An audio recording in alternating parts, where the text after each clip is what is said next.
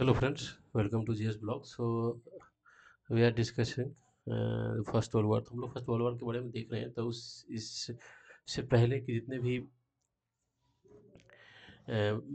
Session हुए हैं उसमें हम लोगों ने उसके बैकग्राउंड के बारे में डिस्कस किए थे, जिसमें कि ये स्टार्ट किए थे वियना कांग्रेस से स्टार्ट किए और यूनिफिकेशन ऑफ जर्मन तक देखे थे। तो यहाँ तक हम लोग पीछे डिस्कस कर चुके हैं, बैकग्राउंड को अभी देखना है। तो एक तो ये हो गया, उसके बाद यूनिफिकेशन ऑफ जर्मनी हो गया और उससे पहले यूनिफिकेशन ऑफ इटली हो गया था। यूनिफिकेशन ऑफ इटली हो गया था। तो इसको हम कभी सेपरेटली डिस्कस करेंगे, इसका यूनिफिकेशन कैसे हुआ, जिसमें बिस्मार्क का क्या क्या रोल रहा, प्रसा के लीडरशिप में कैसे हुआ, इंडस्ट्रियल रेवोल्यूशंस का क्या रोल रहा, इस सबको कभी सेपरेट डिस्कस करेंगे। इसमें जो तीनों है, मेटरनिक, इसका मेजनी, काउंट काबोर, गैरिबाल्डी, तीनों का क्या रोल रहा और किस तरीके से इसको किया गया, इसमें डिप्लोमेसी का क्या रोल रहा, और इस सब को हम कभी सेपरेट क्लास में डिस्कशन करेंगे इन दोनों का। हम अभी फर्स्ट वर्ल्ड वॉर के बैकग्राउंड को देख रहे हैं, ठीक। देखो, एक जो सबसे मेरे सबसे प्राइम क्वेश्चन ये है कि फर्स्ट वर्ल्ड वॉर से पहले यूरोप के अंदर बहुत सारे प्लेयर थे। देखो, अब प्लेयर पहले देखो और उसका क्या रिलेशन था उस सारे प्लेयर में। देखो, एक तो हो गया आपका ब्रिटेन, ये हो गया आपका ब्रिटेन यहाँ पे, ठीक। उसके बाद आप ये देखो, ये आपका हो गया फ्रांस, ये हो गया जर्मन, ठीक। ये हो गया जर्मन, ये हो गया ऑस्ट्रिया हंगरी, ऑस्ट्रिया हंगरी हो गया, ठीक है। उसके बाद इधर आप रसिया मान लो, रसिया, और ये पूरा इधर फिर आप देख लो तो ये हो गया टर्की, टर्की, ठीक। उसके बाद एक ये हो गया इटली, इटली। इतने सारे प्लेयर थे, समझ गए। और ये जो था एक बाल्कन स्टेट था इसके बीच में, ठीक। ये बाल्कन स्टेट था, ठीक। बाल्कन स्टेट क्या था, ये एक, समझिए, एक एथनिक ग्रुप थे, ठीक। स्लाव स्लाव ट्राइब्स थे, और मतलब स्लाव एथनिक ग्रुप के लोग रहते थे इस स्टेट में, जो आज के टाइम में आप कह सकते हैं सर्बिया हो गया, हर्जिगोविना हो गया, मोंटेनिग्रो हो गया, ये सब जितने भी है, ये सब स्लाव ट्राइब्स का, स्लाव एथनिसिटी के लोग रहते हैं। तो उस टाइम ये एक बहुत बड़ा इशूज़ था। और जो पूरे यूरोप था, आप तो एक चीज़ देखे हैं कि हम लोग इसमें डिस्कस कर चुके हैं पहले, कि किस तरीके से पोलैंड, जो पोलैंड था उसको ये तीनों ने मिल के बांट लिया था। कौन कौन, मान लीजिए पोलैंड यहाँ पे है, तो Germany, Austria Hungary and Russia, ये तीनों मिलकर पोलैंड, पोलैंड का जो एग्जिस्टेंस था उसको ख़त्म कर दिए थे, ठीक। तब पोलैंड नाम का कुछ था ही नहीं। देखिए, एक तो इंडस्ट्रियल रेवोल्यूशन हुआ था, तो इंडस्ट्रियल रेवोल्यूशन करने के बाद उसके लिए दो चीज़ की ज़रूरत पड़ती है, एक दो तीन चीज़ की ज़रूरत पड़ती है। एक, सबसे पहले रॉ मटेरियल की ज़रूरत पड़ती है, रॉ मटेरियल की ज़रूरत पड़ती है, रॉ मटेरियल। उसके बाद मार्केट चाहिए, मार्केट चाहिए, ठीक। उसके बाद आप रॉ मटेरियल कहाँ से लेके आएंगे, जो, और मार्केट क्यों चाहिए, मार्केट, रॉ मटेरियल, मार्केट। और उसके बाद बहुत प्रोडक्शन के लिए जो भी चाहिए, कैपिटल चाहिए, टेक्नोलॉजी चाहिए, ठीक। इलेक्ट्रिसिटी चाहिए, मतलब जितने भी होते हैं फैक्टर ऑफ प्रोडक्शन, वो होता है। लेकिन दो चीज़ मेन होता है, एक आपका रॉ मटेरियल, दूसरा मार्केट। तो इंडस्ट्रियल रेवोल्यूशंस के बाद क्या हुआ कि प्रोडक्शन बहुत ज़्यादा तेज़ी से बढ़ने लगा, ठीक। तो उस प्रोडक्शन, यहाँ से प्रोडक्शन निकलेगा तो इसको बेचने के लिए क्या चाहिए, मार्केट। इसके लिए क्या चाहिए, कॉलोनाइजेशन, कॉलोनाइजेशन, ठीक। तो कॉलोनाइजेशन, कॉलोनी, तो इम्परलिज्म यहीं से स्टार्ट होता है, इम्परलिज्म, इम्परलिज्म, ठीक। तो अब यूरोप के अंदर जब बहुत सारे पावर पावर पॉइंट आ गया, ब्रिटेन मेन था ही पहले, ब्रिटेन से इंडस्ट्रियल रेवोल्यूशन स्टार्ट हुआ, फ्रांस हो गया, उसके बाद अब फ्रांस हो गया, उसके बाद आपको मैं एक मिनट बता रहा हूँ, ब्रिटेन, फ्रांस, जर्मन, और उसके बाद इटली, ठीक, रसिया, ये सब इतने प्लेयर निकले आ गए थे। अब इंडस्ट्रियल रेवोल्यूशन के बाद क्या हुआ, इन सबको क्या चाहिए, मार्केट चाहिए, जहाँ पे अपने गुड्स को बेच सके, और दूसरा क्या, वहाँ से रॉ मटेरियल लेके आए तो यहाँ पर प्रोडक्शन करे, दो चाहिए, ठीक है, दो फैक्टर। तो इसके लिए क्या करेगा, इस सब में क्या होगा, कंपटीशन स्टार्ट होगा, कंपटीशन होगा। आप इस कंपटीशन को दूर करने के लिए क्या करेगा, सब अपने मिलिट्री पावर को स्ट्रॉन्ग करने की कोशिश करेगा, मिलिट्री पावर को स्ट्रॉन्ग करने की कोशिश करेगा। तो भाई मिलिट्री पावर स्ट्रॉन्ग रहेगा तो हम इस पावर को बैलेंस करेंगे, ठीक। यहाँ पे देखिए, ब्रिटेन के साथ एक चीज़ था कि ब्रिटेन ज़्यादा यूरोप के अंदर इन्वॉल्व नहीं होता था, जब तक कि वो देखता कि भाई बैलेंस ऑफ पावर जो है अभी तक बिगड़ा नहीं है, मेरे फेवर में है। कोई ऐसा तो नहीं निकल गया, जैसे कि मान लो जर्मनी जब बहुत ताकतवर हो जाता था, पावरफुल हो जाता था, ब्रिटेन को प्रॉब्लम होती है भाई ये तो बहुत ताकतवर हो गया, तो ये पूरे यूरोप को बिगाड़ देगा और पूरे हमारे कॉलोनी को मतलब उस पे अटैक करेगा। ठीक, तब ब्रिटेन को पावर होता, लेकिन ब्रिटेन स्टार्टिंग में वो यूरोप के अंदर अपना इंटरफेयर नहीं करता था। ठीक है।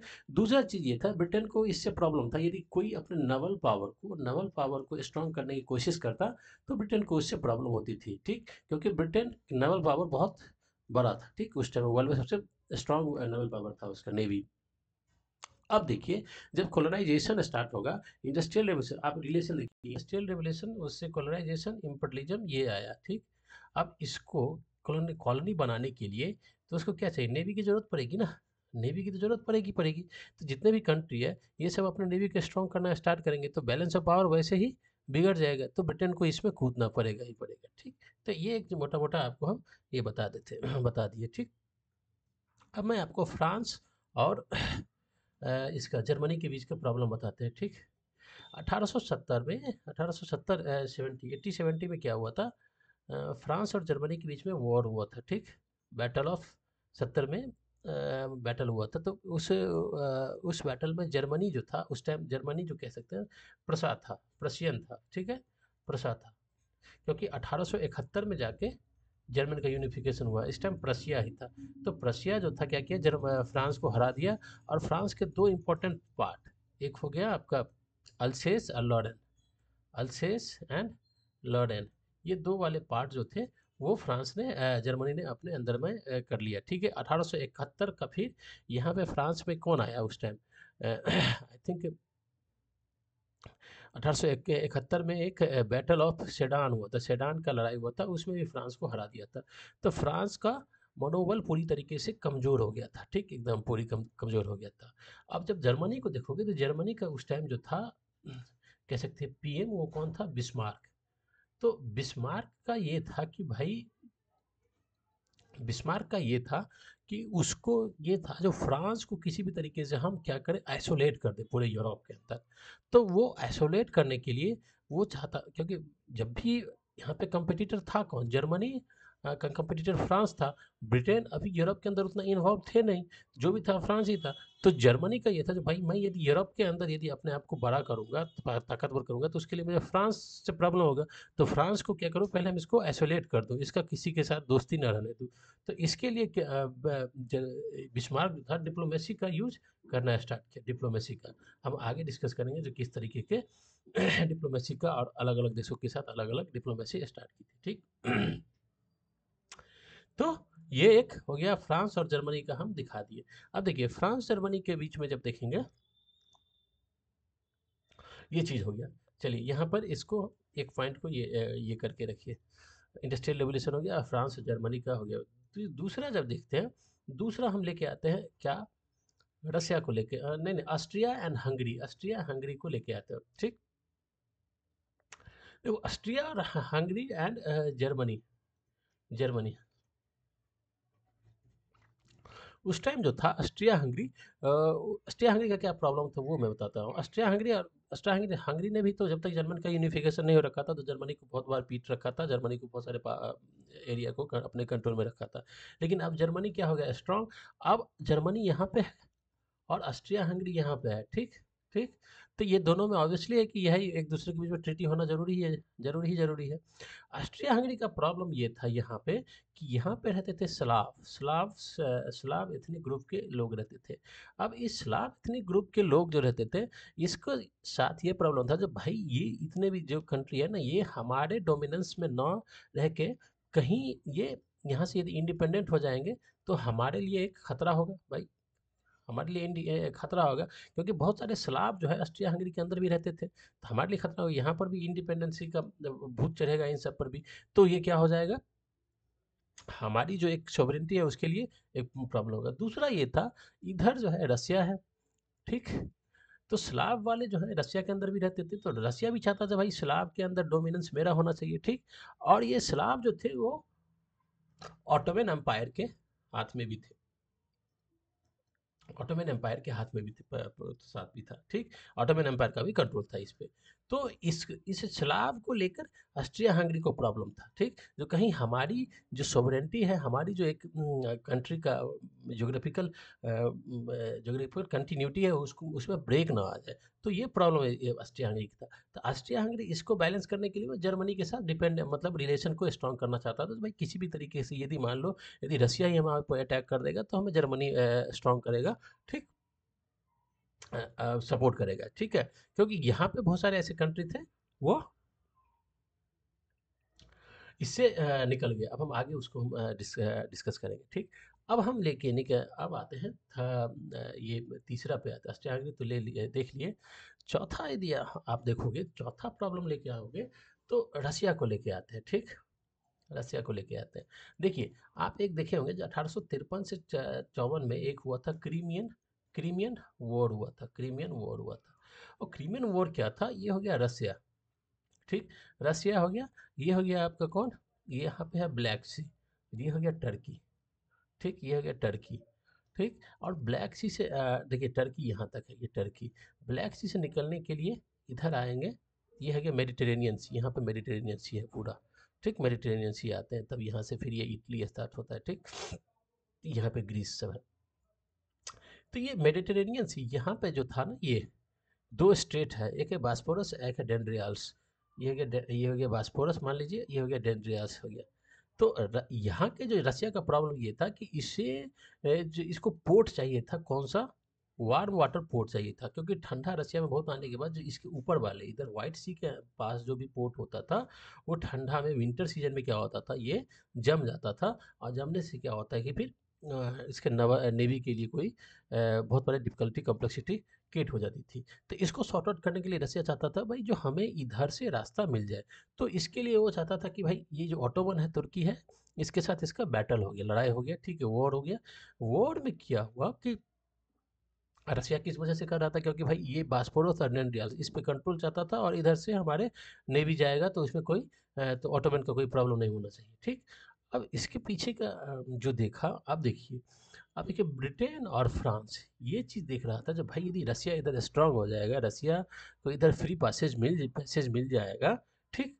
तो ये स्ट्रांग बैलेंस ऑफ पावर के अगेंस्ट जाएगा, बैलेंस ऑफ पावर के अगेंस्ट हो जाएगा। तो क्या क्या ब्रिटेन और फ्रांस ने क्या किया, मिल के ऑटोमन को सपोर्ट किया, यहाँ पे इसमें हरा दिया, मतलब रसिया को, ठीक है, यहाँ पे क्रीमियन वॉर में, ठीक।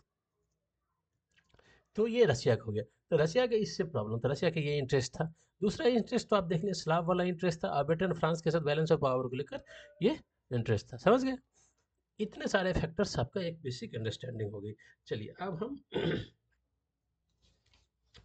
हम देखते हैं जो फर्स्ट वर्ल्ड वॉर के समय ले जाने के लिए जो फैक्टर्स थे, उस सब को हम देखेंगे, ठीक। अब देखिए, यहाँ पे फर्स्ट वर्ल्ड वॉर से की तरफ जो जाने से पहले एक चीज़ था कि भाई यूरोप के अंदर ट्रस्ट डेफिसिट हो गया था, ट्रस्ट डेफिसिट था पूरी तरीके से, ट्रस्ट डेफिसिट था। किसी भी कंट्री को किसी के ऊपर ट्रस्ट नहीं था, और सीक्रेट अलायंस बहुत सारे बन रहे थे, सीक्रेट अलायंस बन रहे थे। अब मैं आपको बताता हूँ कौन कौन से सीक्रेट अलायंस बनाते हैं, सीक्रेट अलायंस बन रहे थे। हाँ, हम एक चीज़ हम बताना यहाँ पे भूल गए कि जब इसके बीच, जब रसिया और इसके बीच टर्की के बीच जो हुआ था, मैं बताता हूँ यहाँ पे, टर्की के बीच जब बैटल क्रीमियन वॉर हुआ था, इसके बाद एक ट्रीटी हुई थी, सौ जर्मन ट्रीटी हुई थी, ठीक है, जर्मन ट्रीटी हुई थी, जर्मन ट्रीटी हुई थी, ठीक। सो जर्मन ट्रीटी हुई थी इसके बीच में। दूसरा चीज़ ये था कि जैसे ही टर्की ऑटोमन एम्पायर पे इसने रसिया का अटैक हुआ था, रसिया का अटैक हुआ था, तो ऑटोमन एम्पायर वैसे ही सिकमैन ऑफ द यूरोप था ये, ठीक। तो इसके पास जो भी ये थे, ये वाले, अब यहाँ पे मैं आपको बताता हूँ। एक चीज़ तो मैंने बताया था ना कि जो ये जो ईस्टर्न यूरोप के पार्ट थे, ईस्टर्न यूरोप के पार्ट, तो वो ऑटोमन एम्पायर के कंट्रोल में था इधर। और दूसरा चीज़ था, जो ईस्टर्न यूरोप जो थे वो सब क्या था, कैथोलिक था, सब क्रिश्चियन थे, सब क्रिश्चियन थे, क्रिश्चियन, तो वो इस चीज़ को लाइक नहीं करते थे, जो भाई कोई इस्लामिक जो स्टेट है वो हमें कंट्रोल करे। तो इनमें इनसे हम दूर जाने की, मतलब इनसे स्वतंत्र होने की, फिर मतलब इंडिपेंडेंट होने की एक चाह थी ही, समझ गए। और इसी बीच क्या किया, रसिया ने इसके ऊपर अटैक कर दिया था, क्योंकि ब्लैक सी को लेकर इधर ये लेकर, ठीक है। तो इससे क्या हुआ, ये कमज़ोर था ही, टर्की कमज़ोर था ही, लेकिन रसिया के अटैक करने के बाद और कमज़ोर हो गया। और लेकिन इसको सपोर्ट कौन किया था, ब्रिटेन और फ्रांस, ये दोनों अपने इंटरेस्ट से सपोर्ट किए थे, क्योंकि ये ताकतवर न हो जाए, बैलेंस ऑफ पावर न बिगड़ जाए, तो इसीलिए अब इसने अटैक इसको सपोर्ट किया था। लेकिन इसका रिपरकशन ये हुआ कि इधर जितने भी बाल्कन स्टेट पे इसका भी कंट्रोल था, तो बाल्कन स्टेट में बहुत सारे कंट्री इससे, टर्की से अलग होना अलग हो गया, ठीक है, स्वतंत्र हो गया, जिसमें कि बुल्गारिया होता है, ये सब कंट्री, बुल्गारिया,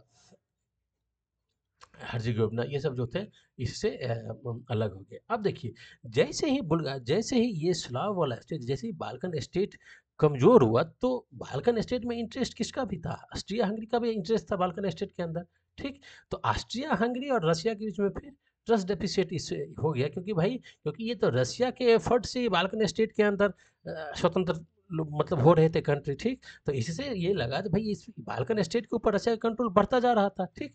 तो इससे ऑस्ट्रिया हंगरी को प्रॉब्लम हो रहा था, ठीक, क्योंकि ऑस्ट्रिया हंगरी चाहता था तो भाई शराब मेरे साथ भी है, हमारे ये कंट्रोल होना चाहिए, बाल्कन स्टेट के ऊपर हमारा कंट्रोल होना चाहिए, लेकिन वो नहीं हो रहा था। यहाँ कंट्री क्या हो रहे थे, खुद को अपने आप को इंडिपेंडेंट कर रहे थे, उसमें रसिया का पूरा योगदान होता जा रहा था, तो इससे इसको प्रॉब्लम होता जा रहा था। इसके इसके एवज में क्या किया, ऑस्ट्रिया हंगरी ने एक बर्लिन कांग्रेस बुलाया।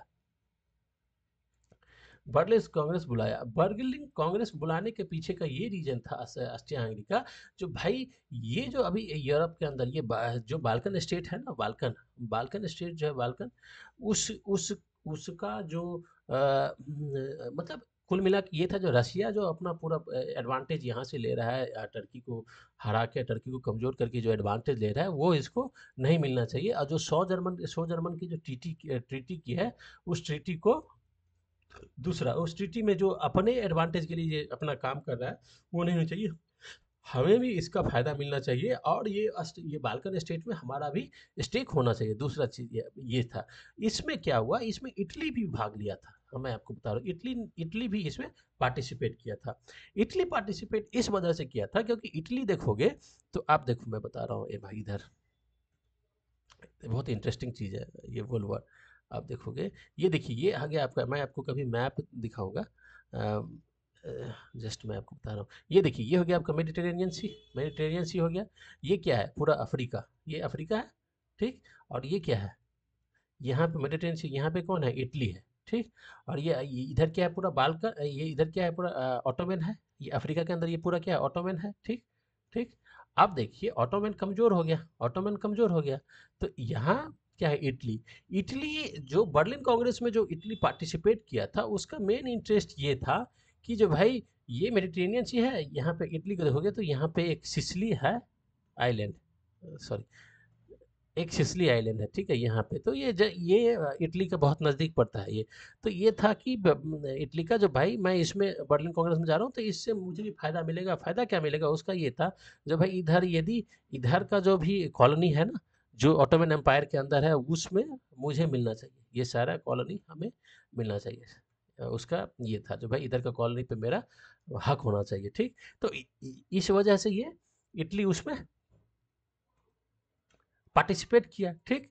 लेकिन पार्टिसिपेट करने के ये बर्लिन कांग्रेस के बाद, मैं एग्जैक्ट आपको डेट बताता चलूँगा कभी, 53-56 में तो हो गया था। पार्टिसिपेट करने के बाद हुआ क्या कि इस पे जो है, फ्रांस ने क्या किया, सॉरी, फ्रांस ने क्या किया, इधर ये अल्जीरिया हो गया, यहाँ पे अल्जीरिया है, इधर ट्यूनीशिया है, देखिए ये ट्यूनीशिया हो गया, ये ट्यूनीशिया, और यहाँ पे क्या है, मोरक्को है, ठीक। इधर क्या हो गया आपका, इजिप्ट है, ठीक। ये सब ये ऑटोमन एम्पायर का था। फ्रांस ने क्या किया, ये ट्यूनीशिया, मोरक्को, इस सब पे पूरा वो अपना अटैक किए, अपने कंट्रोल में ले लिया। जैसे ही अपने कंट्रोल में ले लिया, तो इटली को इससे प्रॉब्लम हुआ, जब भाई ये मेरे पास है, मुझसे नज़दीक है, मैं चाहता हूँ कि इधर के वाले पार्ट पे मेरा कंट्रोल हो, तुम कैसे इस पे कंट्रोल कर लिए, ठीक। तो इटली इससे थोड़ा-सा रुष्ट हो गया था, थोड़ा-सा इसको प्रॉब्लम हो गया था। तो इटली फिर तब जर्मनी ने क्या किया उस टाइम, बिस्मार्क ने क्या किया इसको, बिस्मार्क को देखा भाई बहुत अच्छा मौका है, इटली को अपने साथ ले आता हूँ। तो इटली को फिर समझाया, देख तेरे साथ इस तरह से तुम्हें किस तरीके से तुम्हारे साथ डिफरेंशिएट किया गया है। अ, तुम्हें उसे बुला के तुम्हें इस पे राइट तुम्हारा होना चाहिए, लेकिन तुम्हें नहीं देकर ये देखो फ्रांस अपने कब्जे में ले लिया। अब बिस्मार्क का मेन मोटो क्या था, फ्रांस को पूरी तरीके से आइसोलेट करना। तो उसने क्या किया, इटली को बोला कि तुम आ जाओ मेरे साथ ट्रीटी कर लो, मेरे साथ रहो। तो फिर इधर जर्मनी और इटली का एक ट्रीटी इधर हो गया, एक ट्रीटी इधर हो गया था, समझ गए। तो ये सारा है। दूसरा आपको मैं बताता हूँ दूसरा मैं बताता हूँ इधर क्या हो गया कि जर्मनी, ऑस्ट्रिया हंगरी एंड रसिया,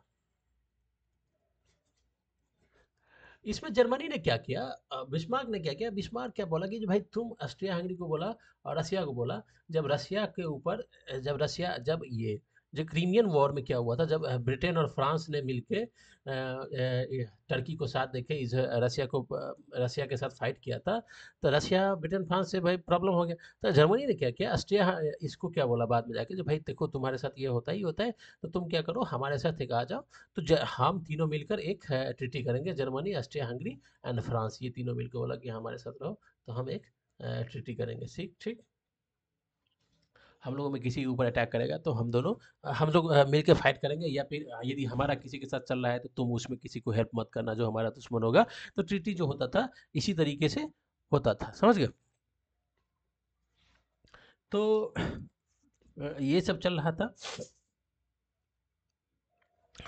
तो इसे बोला जाता है जो ट्रिपल एलायंस बोला जाता है। इसमें रसिया, ऑस्ट्रिया, इन दोनों के बीच में तो बाल्कन स्टेट के लेकर जो भी डिफरेंशिएट था उसको बोला कि भाई तुम इस डिफरेंस को अभी ख़त्म करो, अभी हम तीनों मिलकर ये अभी इससे फाइट करेंगे।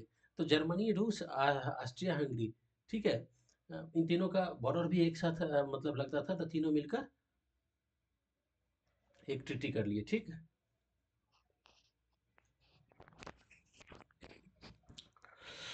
समझ गए। तो यहाँ तक का आप देख लिए।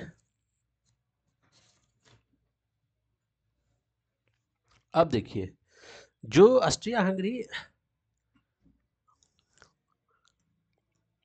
अब देखिए बर्लिन कांग्रेस में तो देख ही लिए, ठीक है, बर्लिन कांग्रेस में रूस ने सैन स्टेफनो के जो ट्रीटी से जो उसमें वो पार्ट मिला था वो उसे छोड़ना पड़ा था, ठीक। उसके बाद देखो मोंटेनिग्रो, रोमानिया, बुल्गारिया, ये सब पूरा फ्रीडम स्वतंत्र हो गया था। मैंने बताया था ना कुछ, क्योंकि उसमें जो सब सारे क्या बाल्कन स्टेट के पार्ट थे, बाल्कन पे कंट्रोल किसका था, टर्की का, ऑटोमन का था, तो उससे सब स्वतंत्र हो गए थे।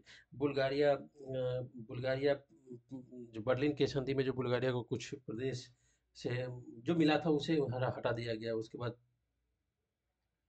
सोफिया भी कठिन, उसको जो बुल्गारिया का राजधानी कैपिटल था सोफिया, उसको भी बचाना भी कठिन। ये सब बर्लिन कांग्रेस की बात है।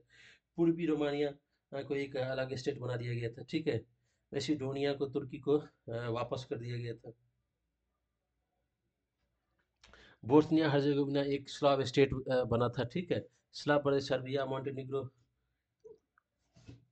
ठीक। तो ये सब आपका एक बैकग्राउंड है, ठीक है।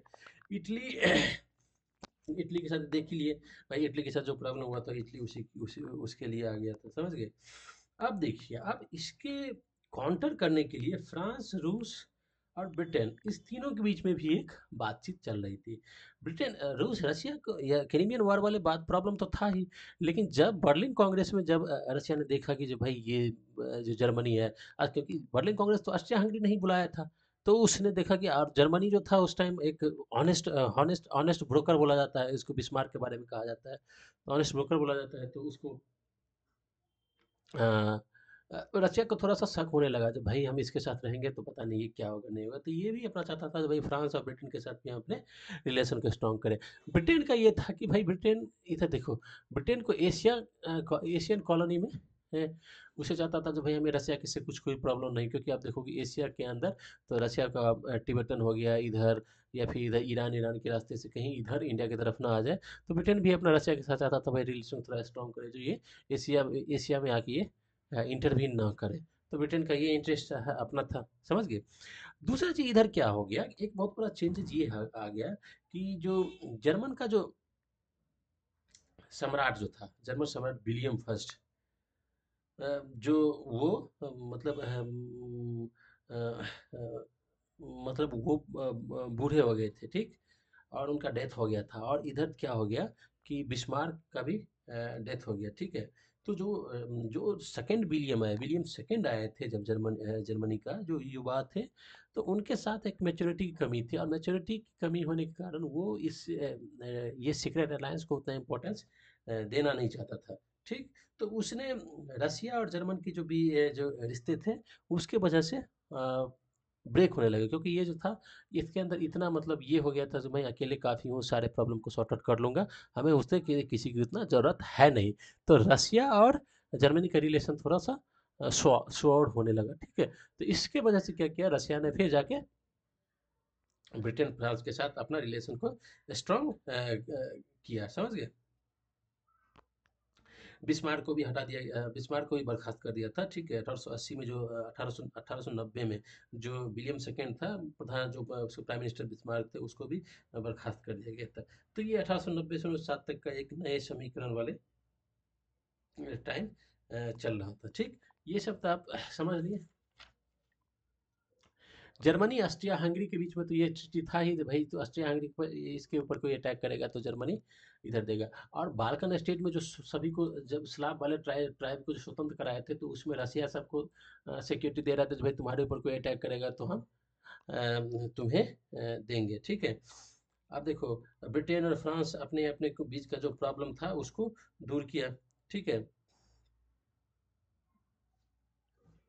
जो भी उसका था उसको, जो भी डिफरेंस था उसको दूर किया, और चाहते थे जो भाई एक दूसरे के ऊपर अटैक करेगा तो करे। देखिए, अब हम इसको इतना लॉन्ग नहीं खींचेंगे, तो ये यहाँ तक का हो गया। अब नेक्स्ट जो होगा उसमें हम स्टार्ट करेंगे जो इमीडिएट कॉज था, जो जो सेराजेवो का जो जिस तरीके से ये हुआ था, असैसिनेशन हुआ था उनका, तो उसको हम डिस्कस करेंगे।